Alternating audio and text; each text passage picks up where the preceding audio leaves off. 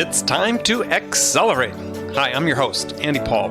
Join me as I host conversations with the leading experts in sales, marketing, sales automation, sales process, leadership, management, training, coaching, any resource that I believe to help you accelerate the growth of your sales, your business, and most importantly, you.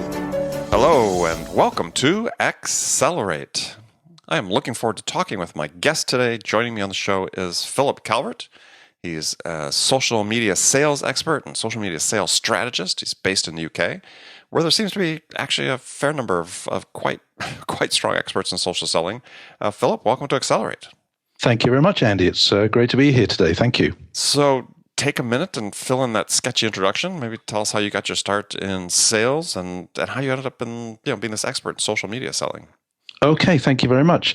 Well, I got started, really my background has been in financial services. I got started in financial services something like 35 years ago, and I used to work on the sales side and the key account side for a large life insurance company.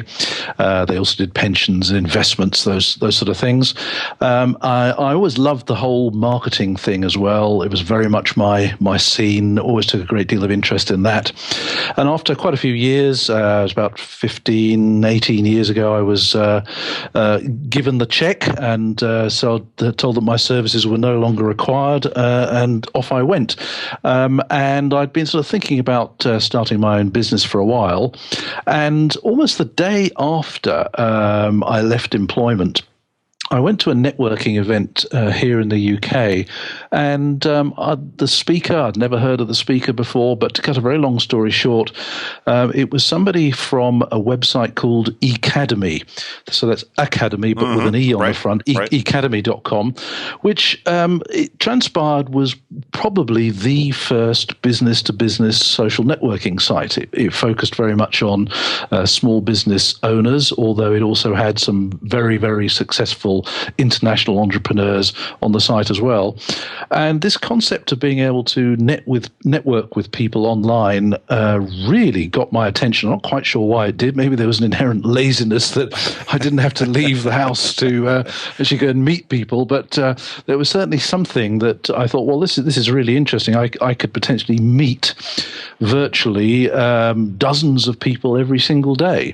And I signed up for this site, and you created a profile page. In fact, Academy was around quite a few years before LinkedIn appeared. Right.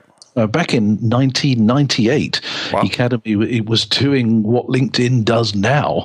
It looked a bit clunky. That's the way the internet was back then. But it did the job, and very effective it was too. But what was really interesting was when you actually went along to a real networking meeting that Academy used to host quite regularly, the amazing thing was that you could walk into a room full of people that you'd never actually met in the real world before, but you felt that you already knew them. You saw their photo, you knew quite a lot about them.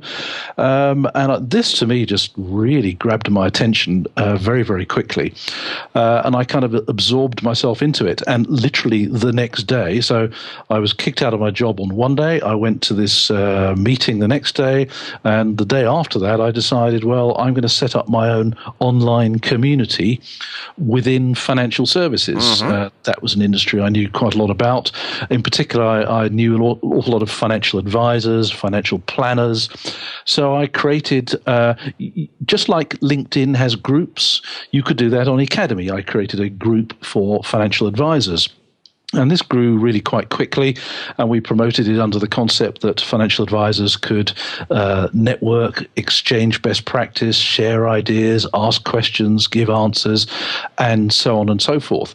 And it really went very well. And 2 or 3 years later, we realized that we were going to have to actually build a website for this rather than run it as a group sitting on the Academy site.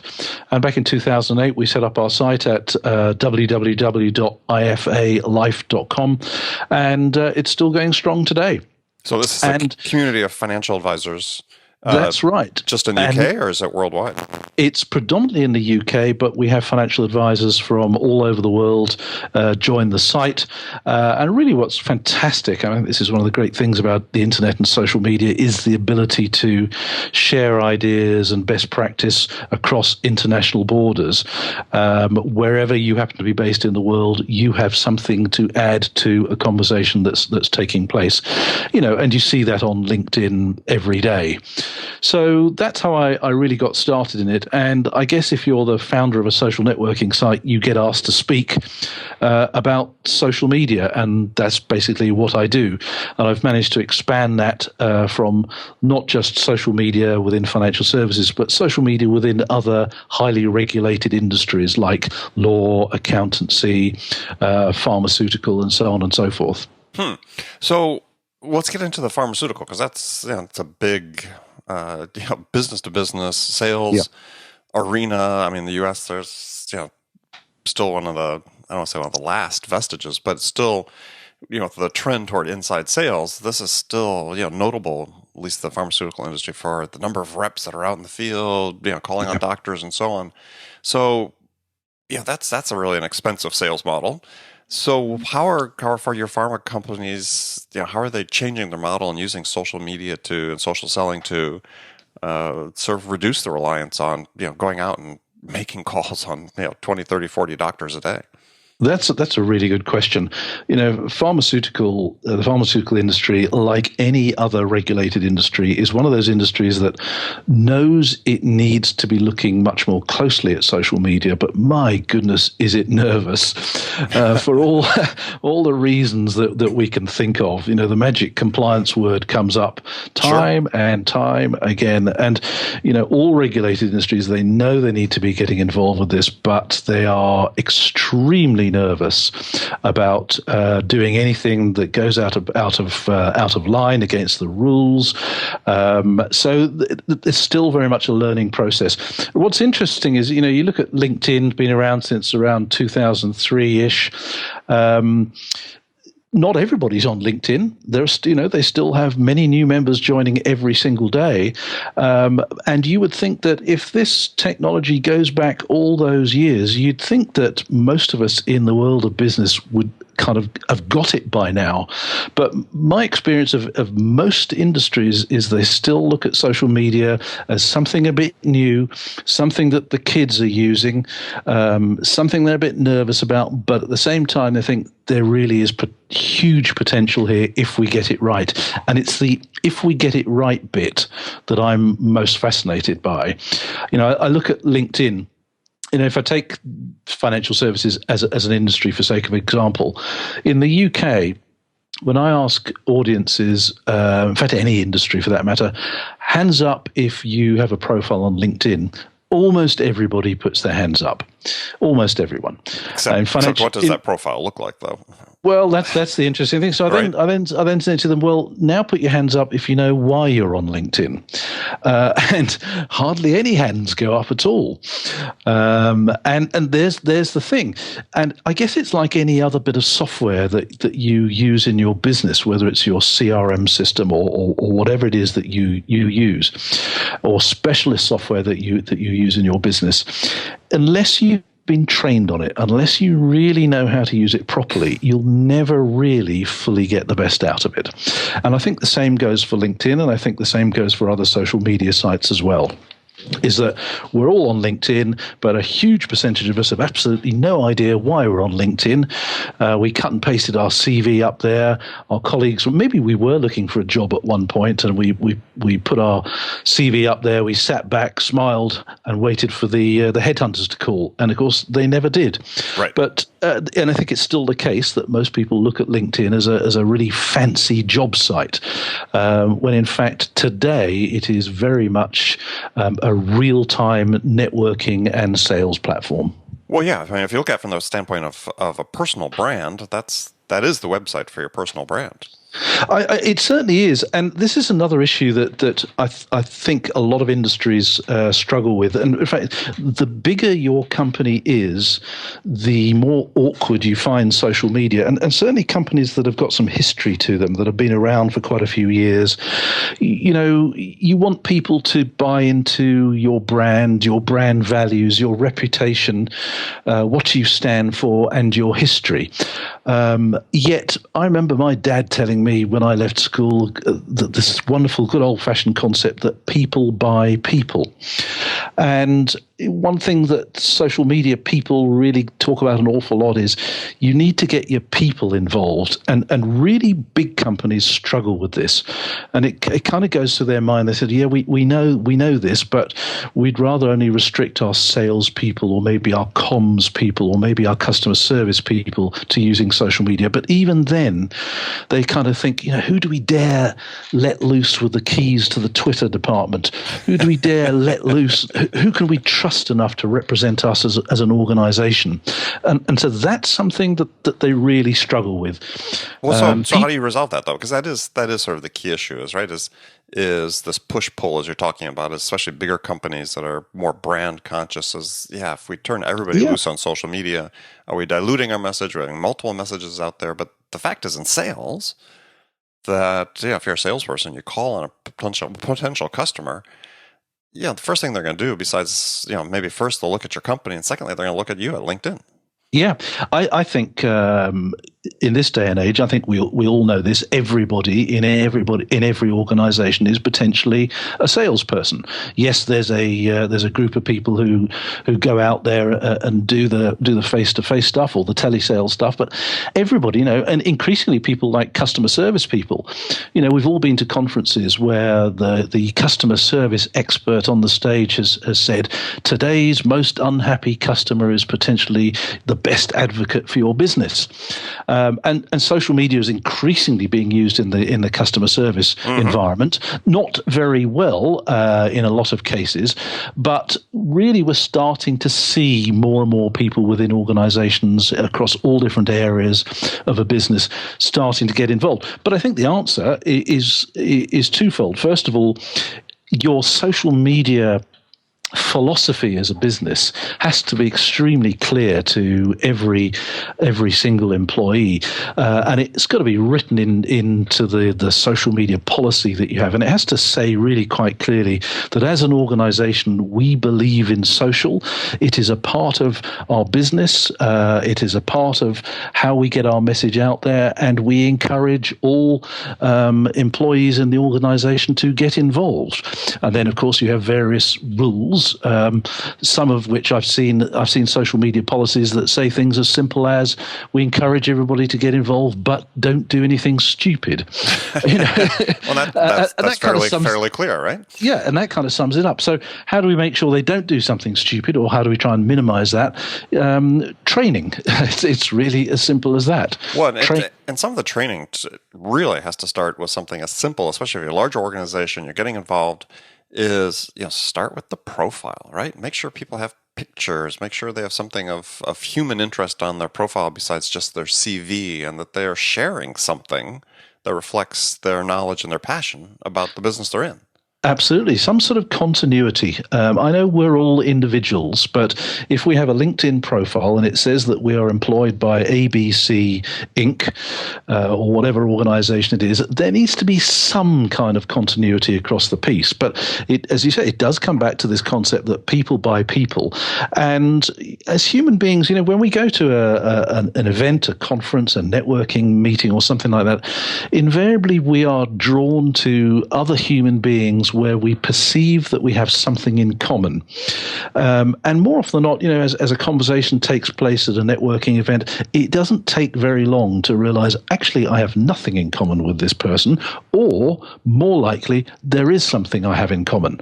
Maybe you both come from a certain area. Maybe you both have a mutual interest. Maybe you like football or skiing or traveling. something that you have in common starts to emerge, and that's where real dialogue and real relationships start to happen. But what a lot of people don't realize is you can do this on LinkedIn. To me, one of the most valuable parts of a LinkedIn profile is one of the sections that an awful lot of people don't bother to complete.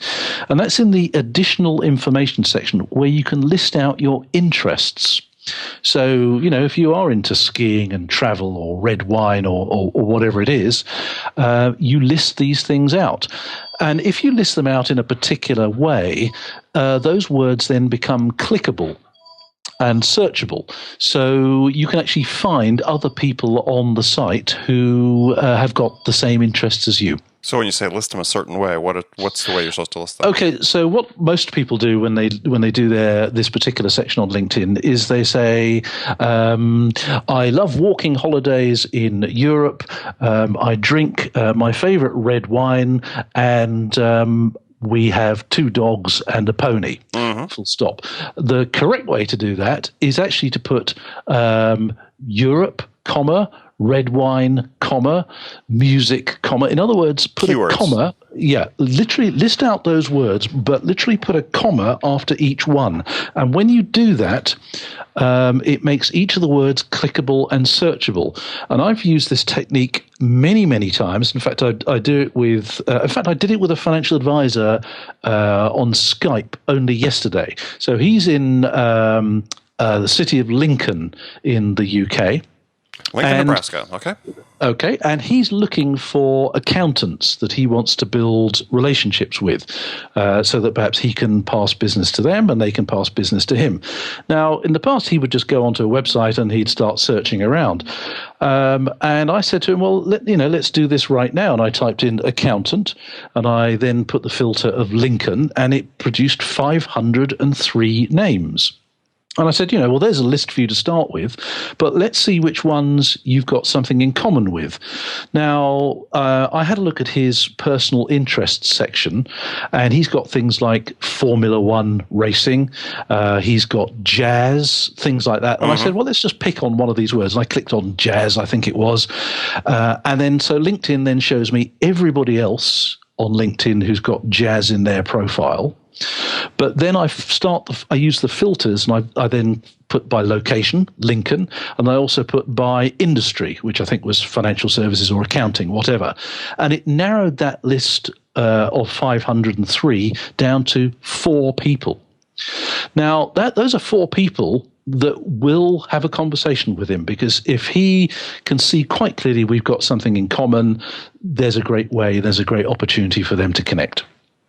But so it's a great tip. I mean, for people who are, if you're a sales rep and a sales professional, and you're thinking about, okay, how do I connect with people? Yeah, instead of doing it just by industry and so on, is sort of tip it on its head, as you said. Start with the personal interests that you have in common, and then filter down to the industry that you're serving. Yeah, Andy, I mean, you're a speaker. I've done this with, I do kickboxing, for example. It's one of my interests. And I thought, let's see if I can find a speaker booker or someone in a speaker bureau or a conference organizer that I've got something in common with. And I clicked on the word kickboxing in my profile. LinkedIn finds everybody else on the site who's got kickboxing in their profile. And then I literally narrow it down and filter it down by industry and location, and there you go. I can find myself 3 or 4 people that I can quite comfortably approach, knowing we've got something in common, and we can have a bit of a chat about kickboxing. Very interesting. That's a great tip. Another interesting thing you talked about in an article, which I thought was a great way for connecting with people, is, and it sort of tied this a little bit, is what you called the loose connection. Ah, yes. That I thought was really a very thoughtful and indirect way to identify people to talk with. So if you could run people through that, I think is a great tip. Well, I've always, in many ways, it's a bit like what we've just been talking about. This concept that people buy people, and I talk to networking experts and about, should we connect with everybody who wants to connect with us, on any social site, or should we just connect with people in our niche? And there seem to be two schools of thought on this, and people have different opinions on it. One school of thought is, just focus on the niche, and the other school of thought is connect with absolutely everybody. And my personal view is I try to connect with everybody I possibly can, with the exception of the very obvious spammers. Mm-hmm. And I do this because it dramatically increases the likelihood that there will be a connection there somewhere.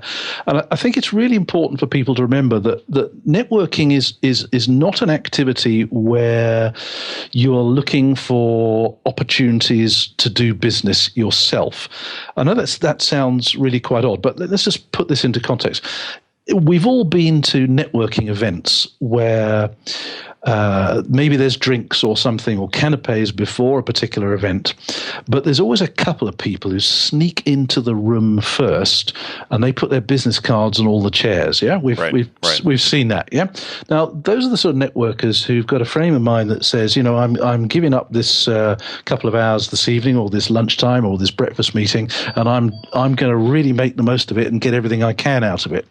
When in fact the best networkers are the people who take exactly the opposite view. They go to a networking event with the intention of thinking, right, who can I help today? Who from my network could I introduce to somebody that I'm going to meet? And it's the loose connections that I'm particularly interested in. It's, the chances are, Andy, you and I may never do business together, but you've probably got a connection to somebody that I might find useful, or there could be potential for some sort of relationship there, and that's kind of what I call a loose connection. It's not me to you; it's me to somebody you might know, who you could introduce me to, or somebody that I could help out in some way, shape, or form. So it's and LinkedIn help us brilliantly with this. It's the second and third degree connections which I think are really important. So, yeah, but you had I don't remember, you had a specific process you sort of advocated for people to use to identify those loose connections that would be useful. I can't remember, to be quite honest. It's an interesting. I certainly remember writing the article, but see, that's trouble. So we do research in your past. We find out what's going on. That's fantastic. Was that on my website? It sounds like one from a while ago. It was. Well, we'll link to it in the show notes page for the episode. But yeah, we'll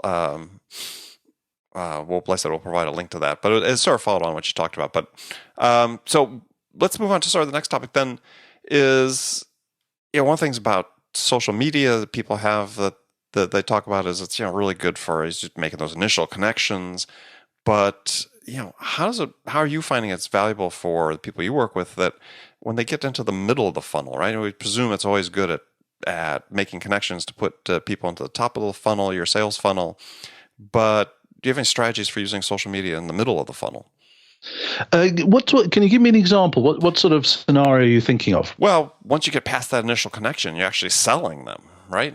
So often people look at socials. Well, that's a great way to engage with people. But then once I sell them, social sort of falls off the map. So do you have any advice you give to people sort of like that middle of the funnel? That's really interesting. Many people get very wrapped up in the technology of social media.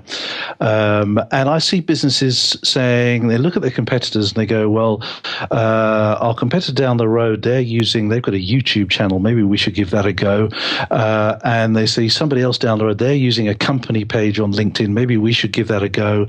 And they see another competitor down the road and they're using Google Plus, and they think, well, maybe we should give that a go.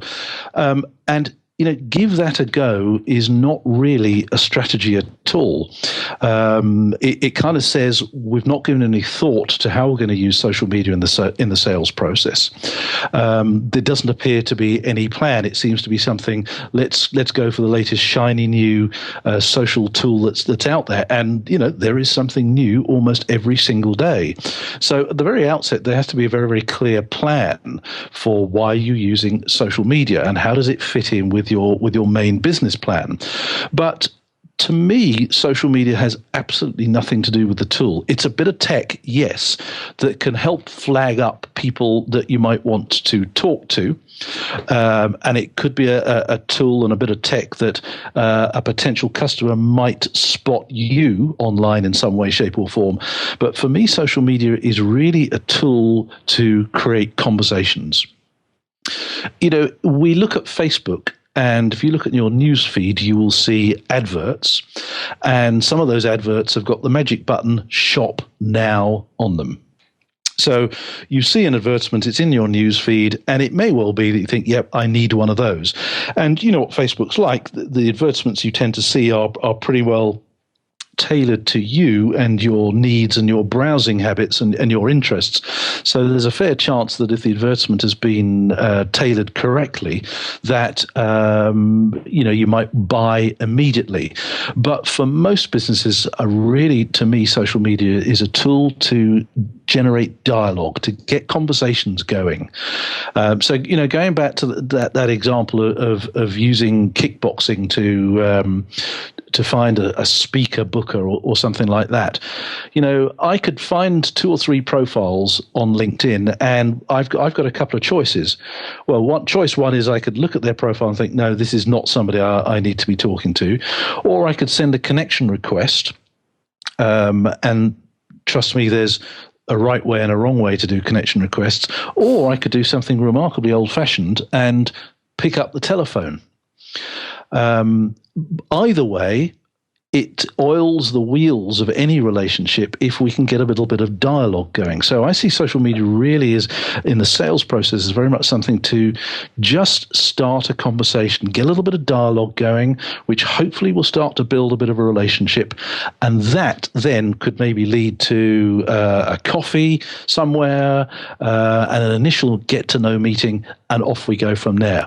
So I don't think that social media is the be-all and end-all of the sales process. It forms part of the sales process.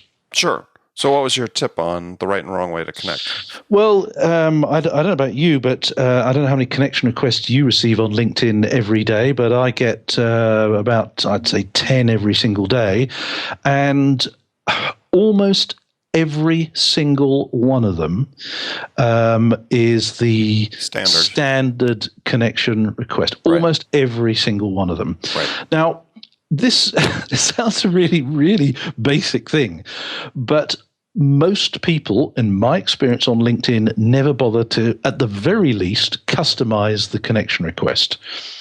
Just at the most basic thing, customize the connection request. And always connect with somebody from their profile page. Never connect with them from the suggestions that LinkedIn give you, because you can customize it when you click the connect button from their actual profile page.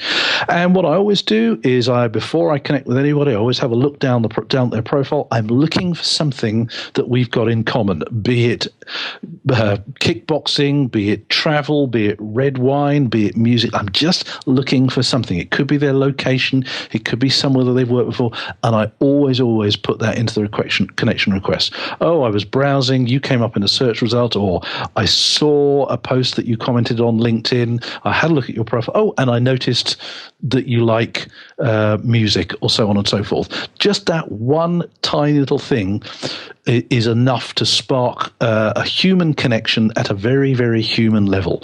It is also common courtesy to do that. And, I've had clients of mine tell me that the very first time they customized a connection request, they ended up with a new client.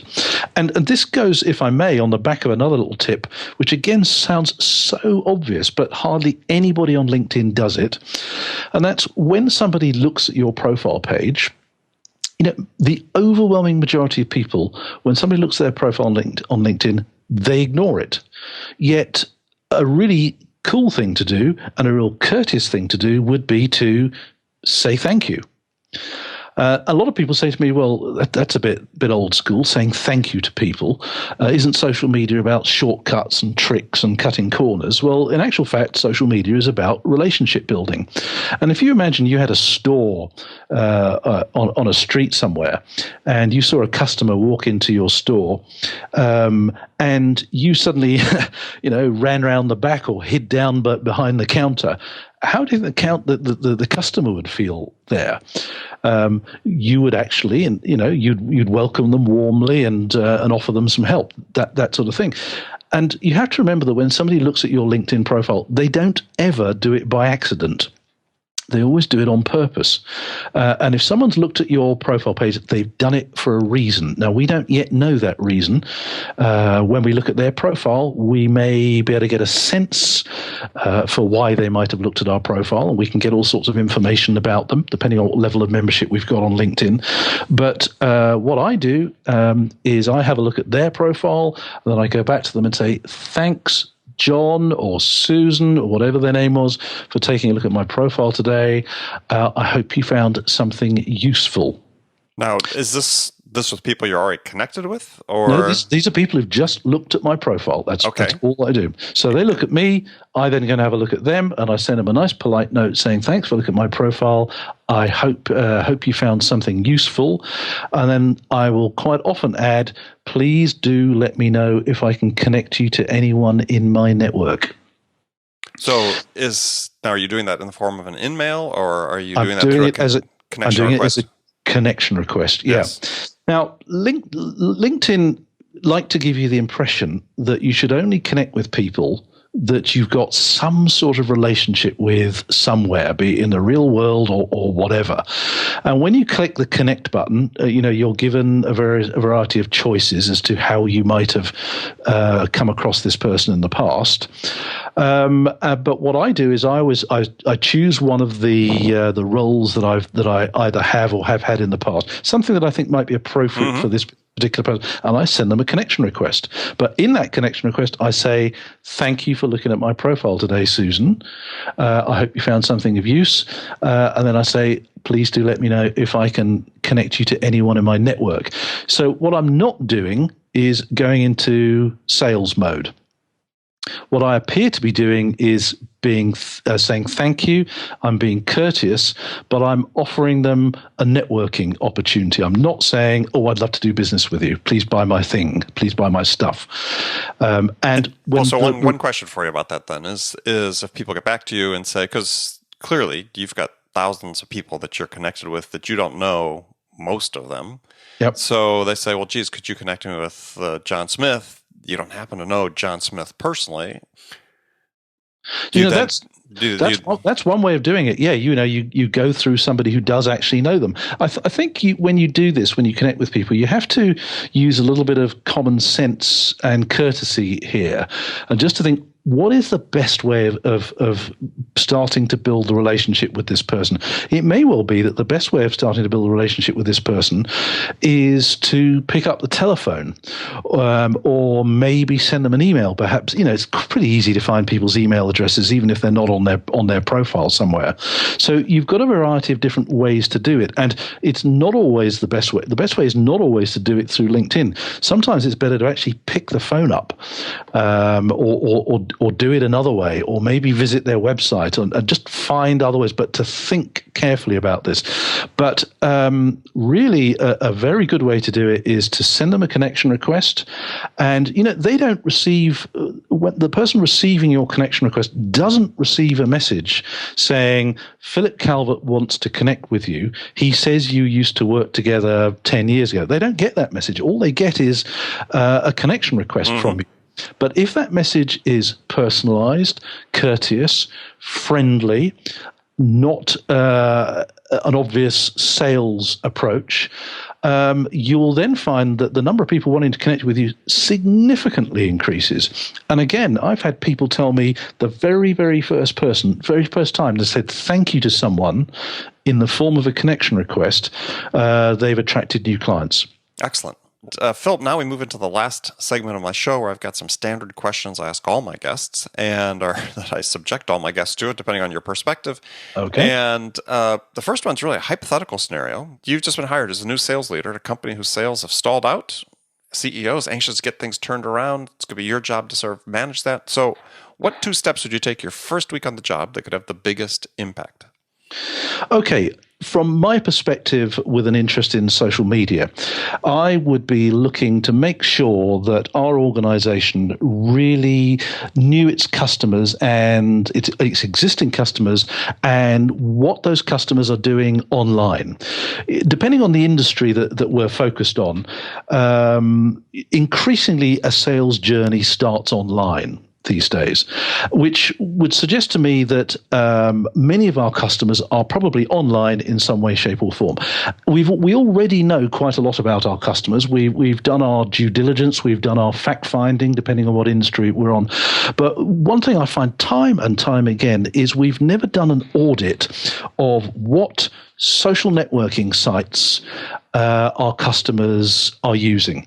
So that would be something I would start straight away with and do a proper audit, go through our entire customer base, our best customers, our key accounts, but also the customers that have only done a little bit of business with us in the past, and find out what they're doing online, what social networking sites they hang out on, so that I can actually watch and listen to them online, or at least our sales force can do this.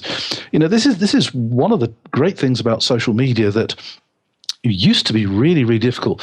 Typically in a business, our communication model is such that we as a business proactively communicate outwards with our customers. And we do this one at a time, and we also do it one to many through maybe newsletters and so on and so forth. And also the other model is that our customers communicate with us. The bit that's missing is our customers talking to each other. Very often, somebody became a customer because they had a conversation with somebody who is already a customer. That often happens in professional services, for example. Now, wouldn't it be great if we as the business was able to listen to the conversations that are taking place between the customers? And with social media, you can do that. We can go online. There's a whole variety of tools that you can use, even at the most basic level, like something like Hootsuite or TweetDeck. Right. You can follow your customers and you can watch what they're talking about online, and use a variety of tools to observe that data and to follow trends to see how things are going. To me, this is really what social media is all about. Many organizations have focus groups, for example, where they'll get some of their best customers into a room, get some food and drink down their necks, and you maybe give them a bit of a dog and pony show, and you ask for feedback. And it's all great. But today with social media, we can use it as a listening tool. So many businesses they look at social media, they think sales and marketing, they think outward bound communication, when in fact one of its most valuable properties, social media, is as a listening and a research tool. Okay. So if I was the CEO, that's what I'd be doing. I would make absolutely sure that our data on where our customers are on the social spectrum, that we absolutely nail that one down, and that we dedicate a team to listening to our customers online. And then the next step would be to start to build a strategy to engage with those people. To start, again, not going straight into sales mode, but to slowly but surely engaging them in conversations so that we can constantly keep the plate spinning with relationships. This is such a powerful thing with social media, is that we can be just gently talking to them constantly. All right. While you're not talking to your customers, other people are. Exactly. All right, so some rapid fire questions for you. Give me one-word answers if you wish, or elaborate. And the first one is, when you, Philip, are out selling your own services, what's your most powerful sales attribute? Speaking. Whilst I'm the first person to say social media is absolutely fantastic, I'm also the first person to say that enabling people to see the whites of your eyes is pretty important, to be quite honest. All right, so who's your sales role model? Oh, my goodness me, there's a really good question. Well, so the name that really popped into my head straight away there was Dennis Waitley and Tom Peters. Dennis Waitley talked a huge amount of sense in terms of relationships. And Tom Peters also talked sense, but there was a sort of a presence to him that I really, really admired. These days, whilst those two people are extremely important, we have a lot of new kids on the block, don't we? I have to say, people like Elon Musk are incredibly impactful in many people's lives for their sheer ability to think on a scale the like of which most of us simply couldn't imagine. Okay, good answer. So what's one book you'd recommend that every salesperson read? Get More Referrals Now by Bill Cates. Yep, great. And he's been on the show, been a guest. It's a great Has book. he now? Oh, yes. Fantastic. Yeah. All right, so last question for you. What music's on your playlist these days? Joe Bonamassa. Okay. Glenn Hughes used to be with Deep Purple. Right. And I have to say, I do like a bit of Metallica now and again. There you go. I think they're coming out with something new, if I recall properly. So yes, they are. Yeah. So okay. Well, excellent. Well, Philip, thanks for being on the show. Tell people how they can connect with you. Okay, so my website is philipcalvert.com. You can find me on Twitter at philipcalvert. And if you would like to connect with me on LinkedIn, just search for social media speaker. Excellent. Okay. And that's Philip with one L. Philip with one L, yes. People remember. Well, again, thank you again for being on the show. It's a great pleasure. And remember, friends, thank you for listening today and make it a part of your day every day to deliberately learn something new to help you accelerate your success. And one easy way to do that is to take a minute and subscribe to this podcast, Accelerate. That way you won't miss any of my conversations with top business experts like my guest today, Philip Calvert, who shared his expertise about how to accelerate the growth of your business. So thanks for joining me. Until next time, this is Andy Paul. Good selling, everyone. Thanks for listening to the show. If you like what you heard and want to make sure you don't miss any upcoming episodes, please subscribe to this podcast on iTunes or Stitcher.com. For more information about today's guest, visit my website at andypaul.com.